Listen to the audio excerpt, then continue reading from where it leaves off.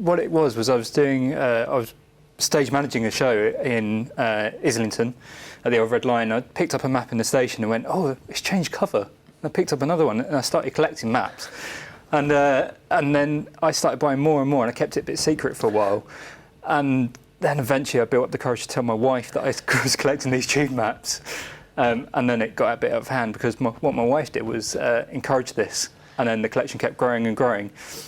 And so what happened was I then had this idea of writing this lecture just sort of purely for me to see the history of the map and how it developed and throughout my collection. And then I went to a friend of mine. I told him the history of the map, and then it told him the history of the map, and then told him the story of my collection. He went, "That's quite interesting." So what about if you put the story of you collecting into the history of the tube map? And when I started exploring it more and more, it was quite fascinating to see actually the weird things about the map and how it changes, and you kind of start finding jokes within it. What do you think are some of the weird things about the map? Well, there was this sort of one little thing in 2009 where the River Thames disappeared, much to the disgust of the nation, or Londoners in particular. And there was one man that came to the rescue of this, and that was Boris Johnson. And he put out this tweet going, I'm absolutely appalled in this, and I can't believe this happened whilst I was on holiday.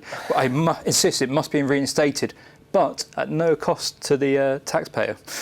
And eventually in December 2009, the map was reprinted with the River Thames back on. So it's things like that it's quite fascinating to see the history and people's reactions to the maps that sort of come about. Do you think people have a greater attachment to it than they perhaps realise? This is one of the things I discovered when I started coming out about my collection and my fascination with the map. It was great to see the reaction of people talking back at me and going, oh yeah, I actually do really like the map.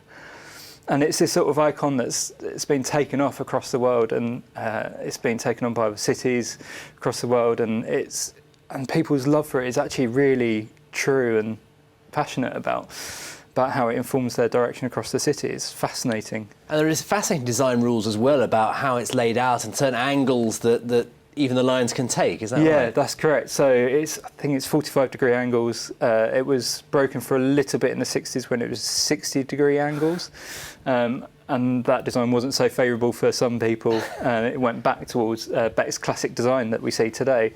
And even now, Beck is still credited at the bottom corner of the map saying it's influenced by H.C. Beck's design. The originator. Let's take a couple of these maps that you've chosen for us. And it was very hard for you to narrow down really just two. I sent this long list through going, I've got all these maps with me. Let's have a look at 1934's map. Tell us why you chose to have a look at this. I chose this because it's the earliest map of Beck's map in my collection, and I think there's something really beautiful about the design. It's so simple. It's only got the tube network on it. There's none of this additional stuff that you see with the DLR and all of that.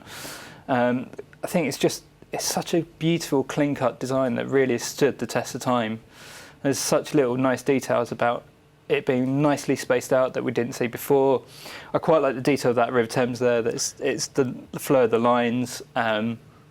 And how the interchange is all shown and things like that. I just think it's so beautifully and well thought out. And we're going to see something quite radically different now. Obviously, this was a nice feature. Cover, yeah. The first covers, little places of interest and theatres. Yeah. We're going to move on now to 2016. It's almost the latest map we have. Why did you choose this one?